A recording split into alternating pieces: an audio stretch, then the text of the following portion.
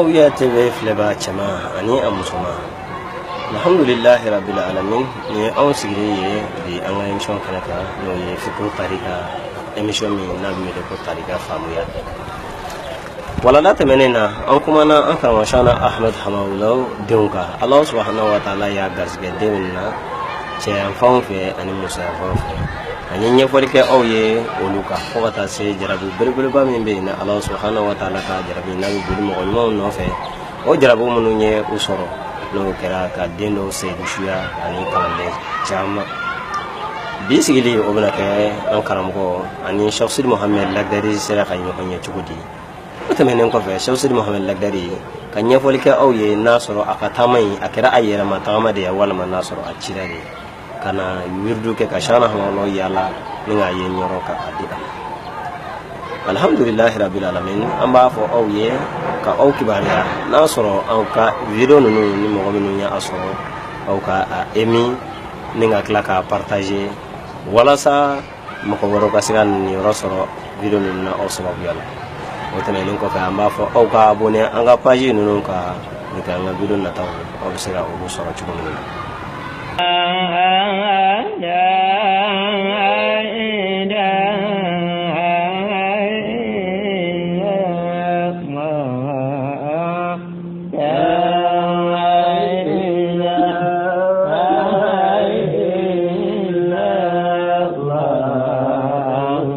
أعوذ بالله من الشيطان الرجيم بسم الله الرحمن الرحيم صلى الله على سيدنا محمد وعلى آله وصحبه وسلم تسليما السلام عليكم يا جماعة المسلمين الكرام الحمد لله رب العالمين أما أنفل كباتما أنا مسلم بيلا دي في مالكنا أني مالكنا أو كباريا كفوني أو سكلين يا شوكنا كارم في كوتاريكا الحمد لله رب العالمين فولي أنا ولي من دو أما كرنجري أنيسي أنا فيديو نونو أمي باوما أني أبارتاجي باوما وتمنين كفي مامنو نو أبوني دو أنا باجوكا فيسبوك ني يوتيوب سافي أمي أو فوكا أو ولي من دو أدلي الله سبحانه وتعالى في كسجاني كنا لبالندي أو ما أني أو وتمنين كفي نيني ما فين سوهر مانو الله سبحانه وتعالى كأو بلدي يا وتمنين كفي أما دل على في أكا أم بيني ويا أما كتاو foto bele jeli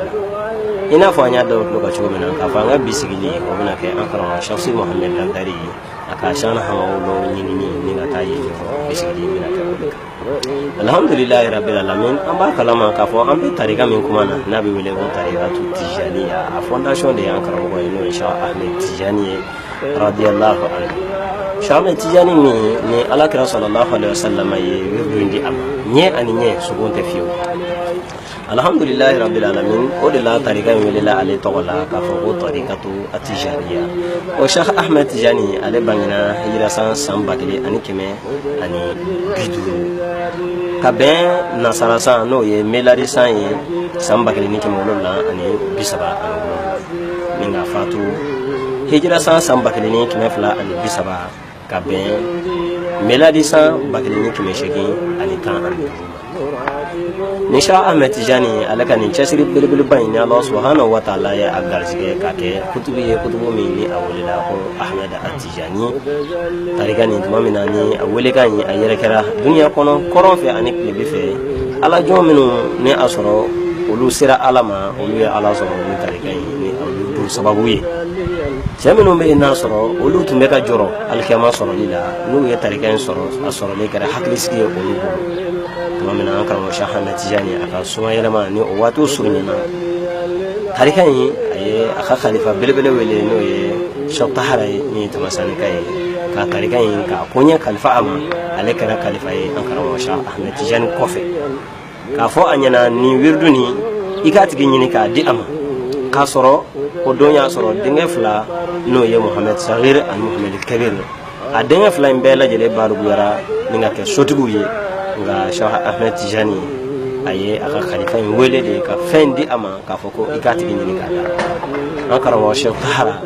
aleka wuliga jo bela jelen ko fe san chama balole ko fe ka soro Allah ma Allah tige ani ankara wa Sheikh Ahmed Hamawlo ka nyogonye ale fana ye aka dana makota no ye ankara wa Sheikh Sidi Mohamed Lakari ankara wa Sheikh Sidi Mohamed Lakari to mina abise ankara wa Sheikh Tahara fe adu sulama de sirai ama se k'a sɔrɔ karamɔgɔba don a ma se k'a sɔrɔ tijaniya seko don a sera k'a sɔrɔ ale dusulama de don tuma min na ala jɔn ninnu shirifu ninnu ala kɛra mɔden ninnu ala jɔn bi ala bato ani ala dɔn a bɛ u jeliw la tuma min na a sera an karamɔgɔ Sheikh Tahara fɛ ni a ye muzakaraw lamɛn a fɛ ni a selila a nɔfɛ o muzakara ninnu lamɛnni kɛra sababu ye ni ka limaniya jidi kɛ a dusukun na fɔ limaniya jidi min sera degere la fɔ ka taa kiri tuma min na nin kɛra an karamɔgɔ Sheikh Tahara a ye a gɛrɛ a yɛrɛ la ni ka hijabu kalan na ka a wulilen kɔfɛ k'a ɲininka a tɔgɔ ani a jamu na tuma min na a ye bugunatigɛ kɛ an karamɔgɔ Sheikh Tahara ye k'a fɔ ale tɔgɔ de ye Sheikh Sidi Mohamed Al-Akhdari Sheikh Sidi Mohamed min fa tɔgɔ ye Abdullah min ye tunusika ye sherifi fana don alhamdulillah a ye tamasiyɛn sɔrɔ kɛ a la k'a fɔ tamasiyɛn min n'a sɔrɔ ale ka ɲininimafɛn mɔgɔ min bɛ kɛ ka sababu ye ka a se a tigi ma ko nin de don o de kama a ye Sheikh Sidi Mohamed Al-Akhdari to a yɛrɛ fɛ san 1 furancɛ kɔnɔna na san 1 furancɛ in kɔnɔ ale de y'a kalan alkuranu na fo a kɛra alkuranu dɔnbaga ye ale de y'a kalan Allah subhanahu wa ta'ala ka diinɛ ani a sariyaw la waliya kalan cogo la fo a kɛra o dɔnbaga ye a ye tarika tijaniya minɛ ale de bolo a kɛra a sheko de ye ale de bolo munna sababu min n'a sɔrɔ o kan ka kalifaba in ani kutububa in ɲini k'a ye ala kɛmɛ k'o sababu in de di ale ma donc wirdu in ale kɛra a khalifa ye ni ka kɛ a sheko ye o ci in sababu la o tuma na an karamɔgɔ Sheikh Tahara a ye kalifa in di a ma ka tila k'a fɔ a ɲɛna i bɛ dugukolo min kan ni bɛ jamana min kan i bɛ na fɛn min ɲini a tɛ o yɔrɔ in na i bɛ wuli i bɛ yaala jamana wɛrɛw la dugukolo wɛrɛw la a ye tamasiyɛnw fɔ a ye tamasiyɛn minnu bɛ yen n'a sɔrɔ ni a bɛ a dɔn ni olu ye ka bɔ mɔgɔ tɔw cɛ la o tamasiyɛn ninnu bɛɛ lajɛlen kɔfɛ a ye an karamɔgɔ Sheikh Sidi Mohamed Al-Akhdari labila an karamɔgɔ Sheikh Sidi Mohamed Al-Akhdari a bɛ don Sheikh Tahara fɛ don min na o y'a sɔrɔ a si bɛ san 42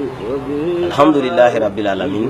o san 43 a ma don o kɔnɔ fiyewu fo a ye a labila o san 1 kɔnɔ a ka yaala in daminɛ o tuma na a ye yaalaw daminɛ arabu jamanaw na ka yaala daminɛ farafin jamanaw na saheli kɔnɔnaw na a bɛ kulukanaw ani kungo kɔnɔnaw ani wolonkolo kɔnɔnaw ka fara tu kɔnɔnaw kan a bɛ nin jamanaw yaala a bɛ se dɔnnibaga duw kɔnɔ a bɛ waati tɛmɛ olu kɔnɔ a ka ɲininifɛn a ɲinini na tamasiyɛn fɔlen don ni a ye tamasiyɛn min bɛ yen n'a sɔrɔ a bɛ na an karamɔgɔ Sheikh Hamawolo n'a y'a ye n'a a b'a dɔn fo Allah subhanahu wa ta'ala nana a garisɛgɛ kuma lasurunya kɔsɔn fo a nana se ɲɔrɔ jamana kan tuma min na ni a sera yen Allah subhanahu wa ta'ala kelen kɔfɛ k'a gundo yira a la k'a nisɔndiya k'a fɔ a tɛna sa n'a ma ka ɲinimafɛn ye ani nisɔndiya min donna ɲɔrɔ a ye a ka gɛnnikɛ bere sɛmɛ yen de Allah subhanahu wa ta'ala y'a garisɛgɛ a ka an karamɔgɔ Sheikh Ahmed Hamawolo ye ɲɔrɔ dugu kɔnɔ a ka wirdu in di a ma o de kɛra an ka bolo kabako ye an b'a dɔn kalandenw bɛ wuli ka taa wirdu de ɲini karamɔgɔ bolo a ka wirdu d'u ma nka wirdu yɛrɛ de ka wuli ka taa mɔgɔ dɔ ɲini ni Allah subhanahu wa ta'ala ka kabako de ye an karamɔgɔ Sheikh Hamawolo ka ko na tuma min na ni a bɛ an karamɔgɔ Sheikh Hamawolo ye o y'a sɔrɔ an karamɔgɔ Sheikh Hamawolo a si bɛ san 19 a ye gundo in kalifa ma Sheikh Tijani ka kalifaya in ni ka o d'a ma a cikanw ni ka o ɲɛfɔ a ye o tuma na k'a fɔ a ka kalandenw ye mɔgɔ minnu n'u tun ye wirdu min ale bolo mɔgɔ minnu bɛ yen n'a tun y'u kɛ mɔgɔdami ye a y'u ladɔnniya a la bangi na o ma kɛ dogo la k'a fɔ wirdu in a tigi yira a ye n'a kana wirdu minɛ a bolo a ye n'a kana kɔrɔkɔrɔyaliw k'a bolo n tun bɛ ka min ɲini nin de don n'a ye mɔgɔ min minɛ wallahi i minɛ na n'a ale ma mɔgɔ o mɔgɔ minɛ place t'i bolo Sheikh Ahmed Tijani ka nin tali kɛ ne kɛra Sheikh Hamawolo ka kɛ kutubu kɔrɔba ye ale de o de kama ale de kɛra shekuba ye sheko min n'a sɔrɔ a bɛ ka Sheikh Tijani ka kalandenw ne a b'u lamɔ k'u di u mɔkɛ alakira sallallahu alaihi wasallam balimakɛ an balimamuso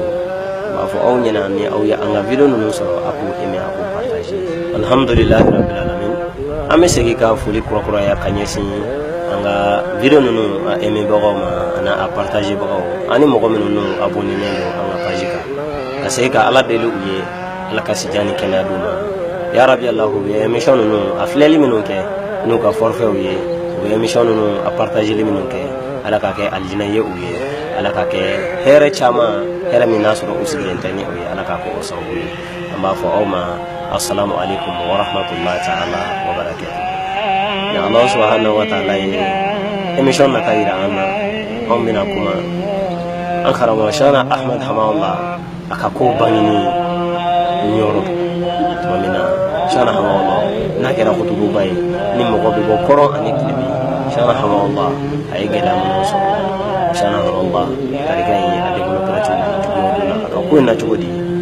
fana se an domine ko bi ya Allah sama inshallah